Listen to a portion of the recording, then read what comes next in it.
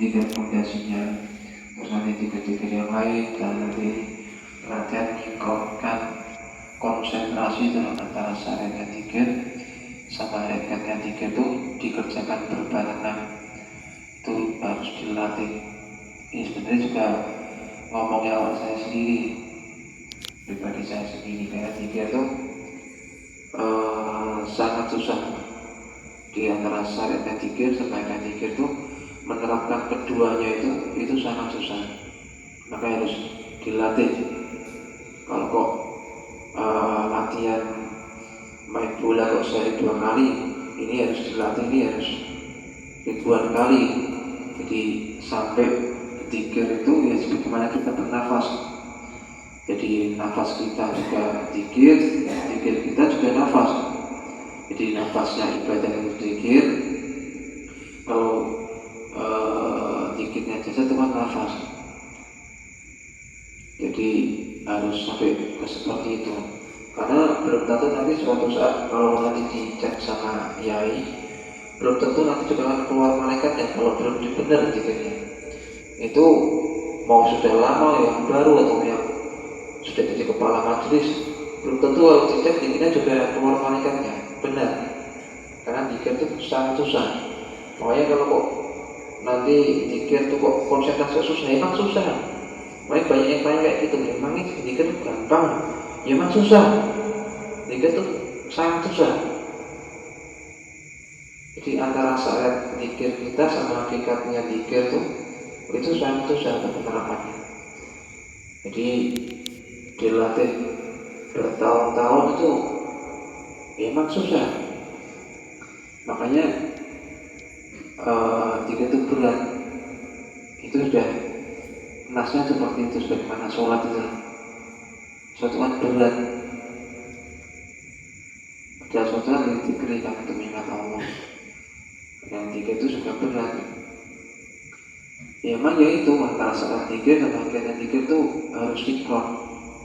Dan dikir yang paling susah itu ya di dalam dikir fondasi itu dikir la ilaha illallah. Itu paling susah. Makanya jadi miftahul jannahnya ya la ilaha illallah itu. Di antara ucapan sama perbuatan syariatnya dikir sama yang dikir itu harus sinkron. Kok nanti kok muncul gambar selain Allah, ya udah itu gak akan keluar. Makanya sampai sesusah itu. Makanya walinya Allah itu juga banyak, bisa dihitung tangan. Karena ya prosesnya kayak gitu. Kecuali kalau itu dicetak jadi wali ya, wali murid. Jadi tidak jadi wali, cuma kalau prosesnya lewat penemuan itu emang sangat susah. Jadi dikir, karena itu dikir itu partikel terkecil dalam ibadah, tapi nanti menentukan ibadah itu bernilai apa tidak. Makanya lagi dalam nafas kita bisa untuk dilatih dengan dikir, dalam kita berbicara, dalam kita melihat, kita mendengar, ya diupayakan dilatih dalam keadaan kita kan berzikir. Jadi konsentrasi itu loh. Jadi itu enggak kayak mudah diucapkan konsentrasi, tapi itu praktik itu sangat susah. Pengalaman saya sendiri itu nilai terbaik saya itu waktu dulu itu pernah dikir keluar malaikat itu terbanyaknya itu dites berkali-kali itu paling banyak 111 itu paling banyak itu habis itu 3 bulan itu 17. Sekarang nggak tahu, nggak ada Pak. Itu rapot terbaik saya. Kalau rapot mingguan itu ya 1, kadang enggak, kadang 2 mingguan itu waktu di depan. Kalau di Pekalongan mungkin 1 sebulan sekali belum tentu keluar 1. Padahal untuk tesnya itu habis subuh, setiap habis subuh dikir. Ya waktu itu sekali dikir, itu dikir belum serius ya, bercanda ya, itu 17.000 waktu di Pekalongan. Jadi bandingannya itu jauh. 1 itu sebulan sekali belum tentu. Yai dengan santainya itu sekali dikir itu apa itu keluarnya 17.000 itu waktu di Pekalongan. Itu bandingannya sangat jauh. Waktu itu ban itu kita dulu kita ada yang keluar 1, yang 2, yang 4 lah, lebih banyak itu 4, 3, 2, 1 nggak keluar, ya pokoknya gitulah. Nah itu ya itu sudah hitungannya itu bilangnya sudah di atas 200.000 lah, sampai 1 jutaan waktu itu. Dan bandingan itu sangat jauh, ya itu proses terus semakin maju ya, kita masih nggak maju-maju ya, masih 1 aja nggak keluar lagi, nggak keluar lagi. Apalagi kalau kita lagi kacau dan itu nggak ada harapan keluar, terus waktu dites tuh itu nggak ada harapan. Makanya kita tuh sangat susah. Makanya kalau kita kok melatih pelajaran yang lain kok 10 kali, kalau 3 tuh mungkin harus melatihnya tuh harus beribu-ribu kali. Boleh menarik nafas bersama harus dilatih konsentrasi dengan zikir. Jadi sampai nanti kita tuh nafas kita itu jadi zikir kita juga jadi nafas. Jadi maunya harus ini harus waktunya kembali ke jalur itu lagi. Jadi nanti itu biar kalau sudah amalannya sudah semua selesai, sudah kembali ke masyarakat, nanti jadi orang tuh yang orang unggulan kan, harus punya cita-cita yang tinggi kan. Jangan punya cerita saya jadi orang biasa-biasa aja lah, ya wes jadi ya gimana orangnya nanti juga bingung mau pengen jadi orang biasa gimana nantinya. Jadi ya harus punya sejogati yang tinggi. Saya tuh harus jadi orang-orang yang unggulan, orang-orang yang pilihan.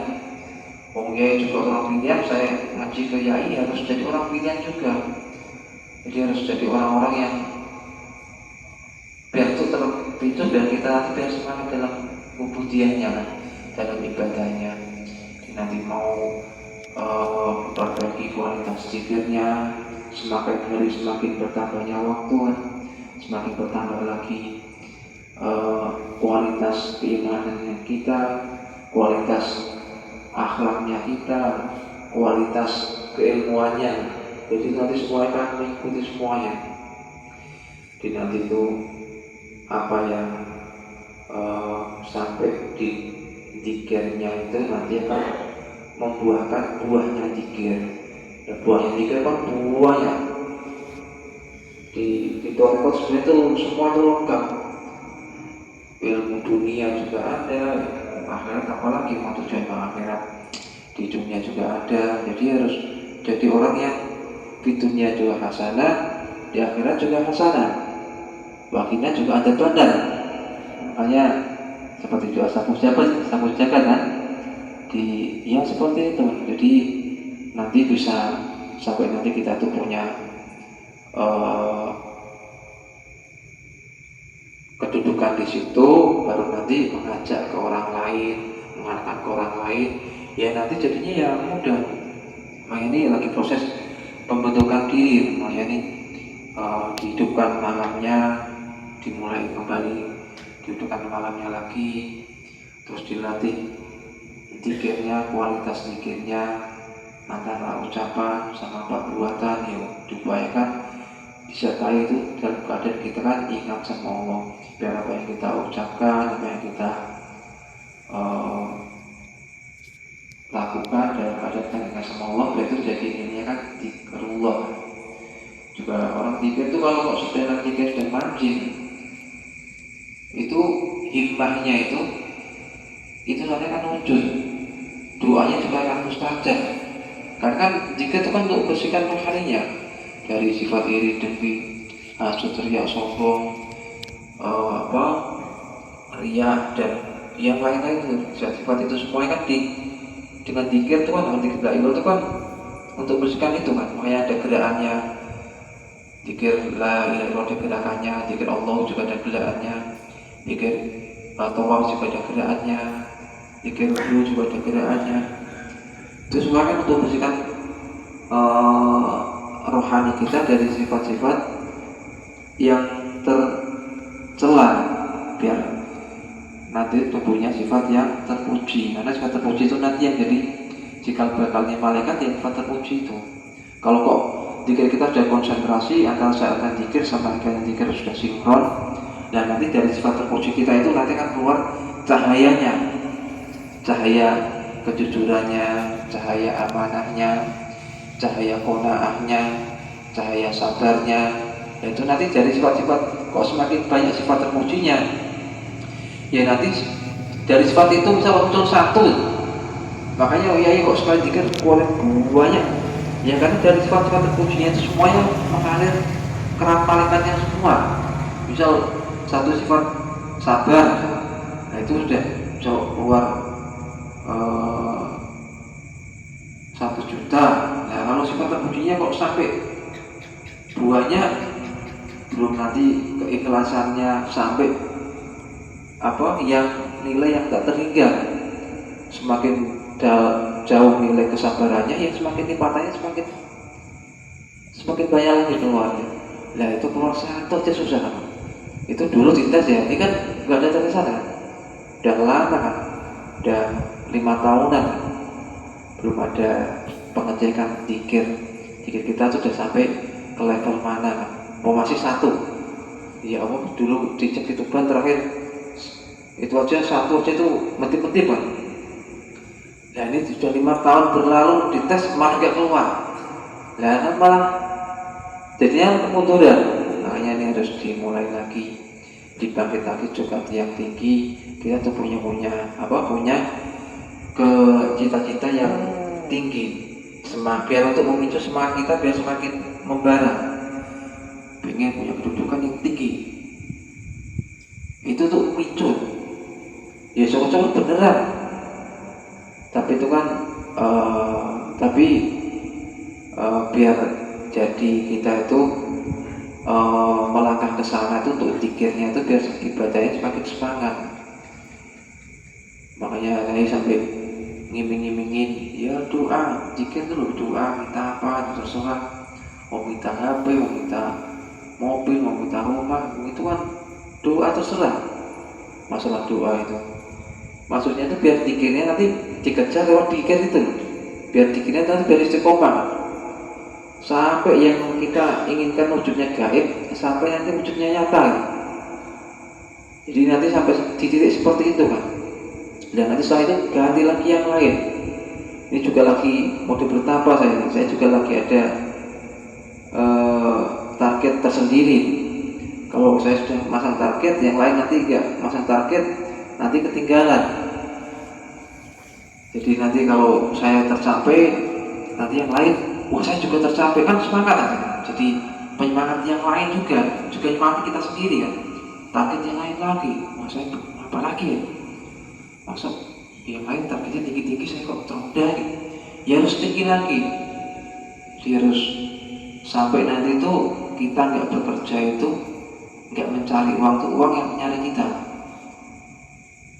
Sampai ya sebagai contoh kan Nyai juga sama, dulunya juga muntah-panting nyari Maisa kerja sampai makanya punya cerita Nyai di Arab Saudi itu ya karena ya muntah-panting Nyai Maisa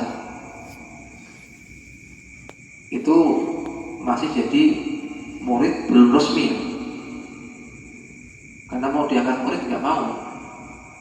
Sampai Nyai sudah diangkat jadi murid resmi, sudah terjun ke thariqah totalitas, terus akhirnya sudah nggak diangkat lagi kan, udah mulai buka majelis, zikir, harian, kerjakan terus awalnya juga masih antara syariat asbab sama tajwid ini masih berjalan bareng, baru dimulai.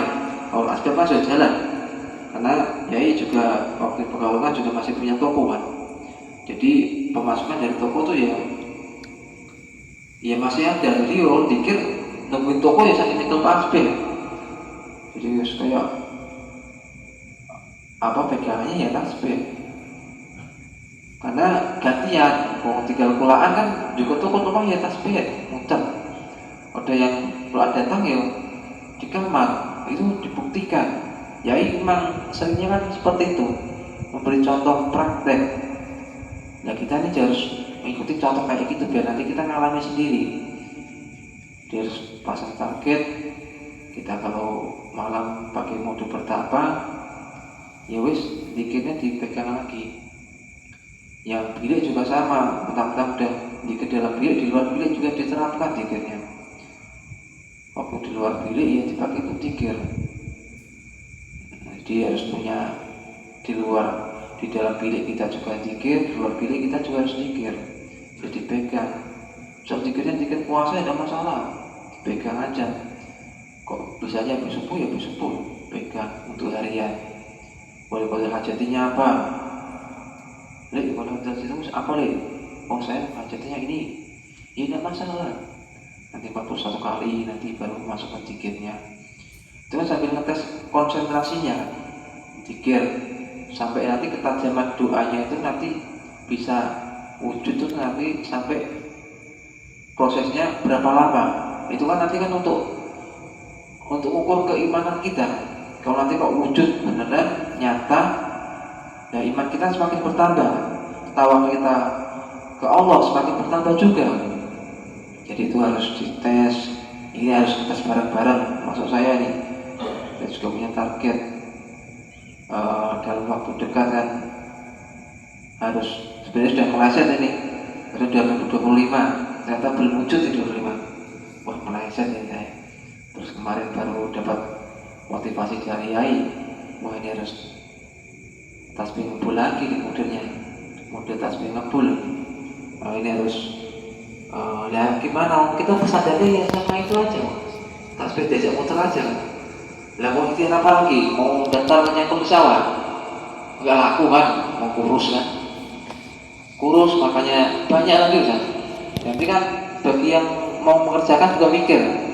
Sehari paling juga nyangkul 5 kali nggak hasil, ya nggak kepake ya. Namanya itu Allah yang jadikan sandaran, di Allah sebagai sandaran kita. Jadi untuk zikir la ilaha illallah itu untuk cara prakteknya dikonsentrasi dulu di dadanya, bayangkan lafaz Allah, tulis dengan pikirannya, bayangkan dengan sempurna, dan terbayang sempurna, baru nanti baca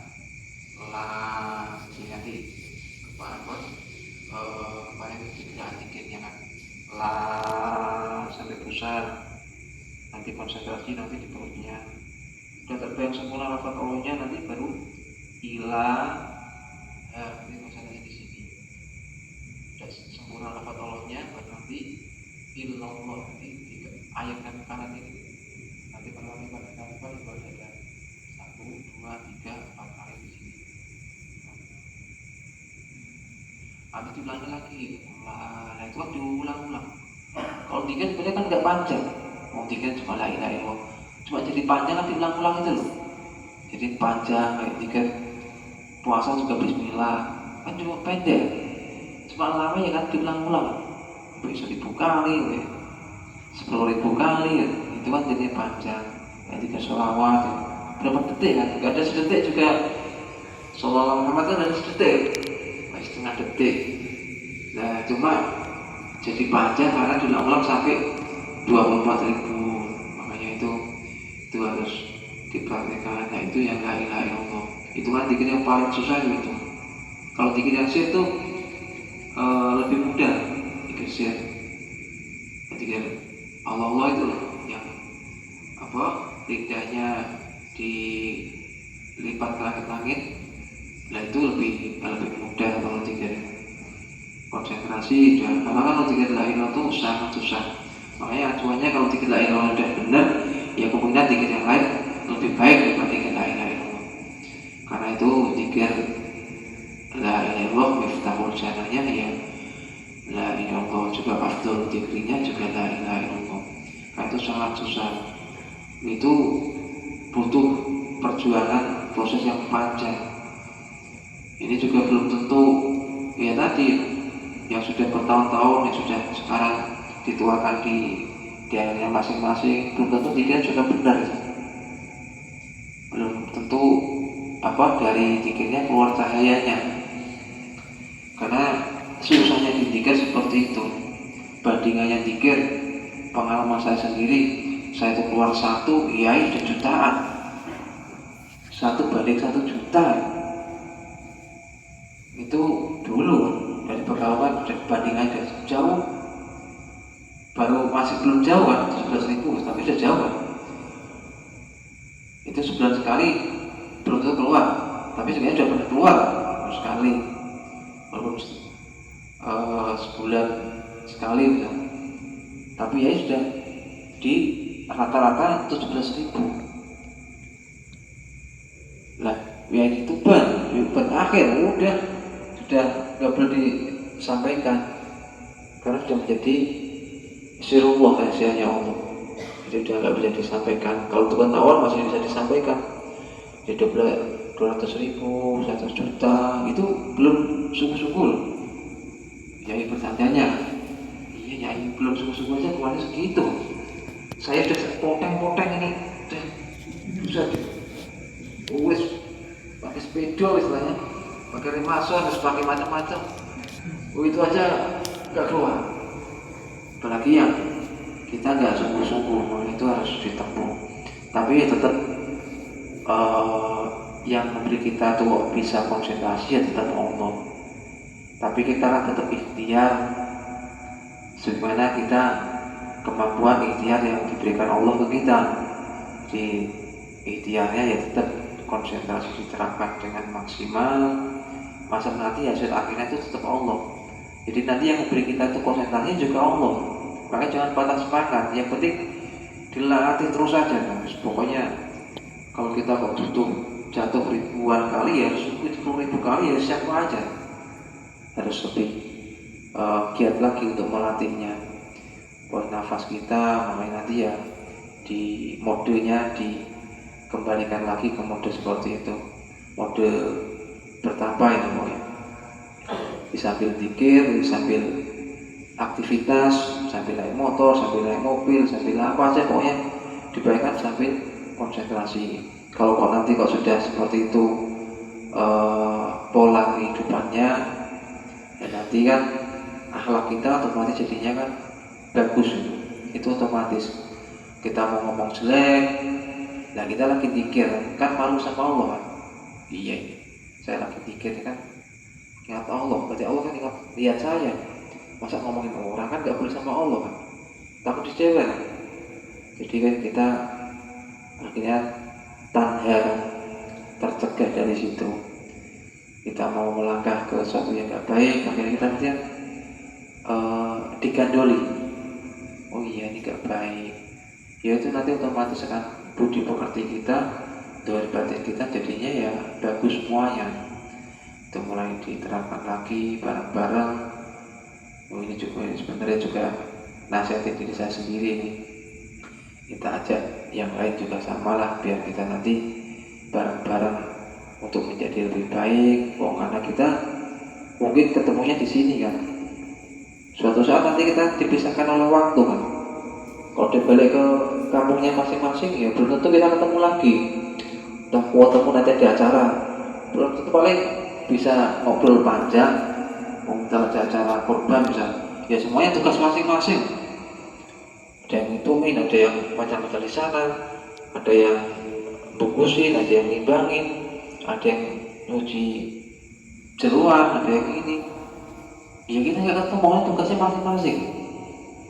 Makanya mumpung kita lagi ketemu ya kita manfaatkan yang terbaik untuk mengisi pertemuan kita dengan yang baik, dan nanti kalau kita kenang itu jadi kenangan yang terbaik, biar bisa kita kaji terus pelajarannya dimanapun berada dan kapanpun waktunya. Mungkin sekian dulu, terima kasih. Assalamualaikum warahmatullahi wabarakatuh.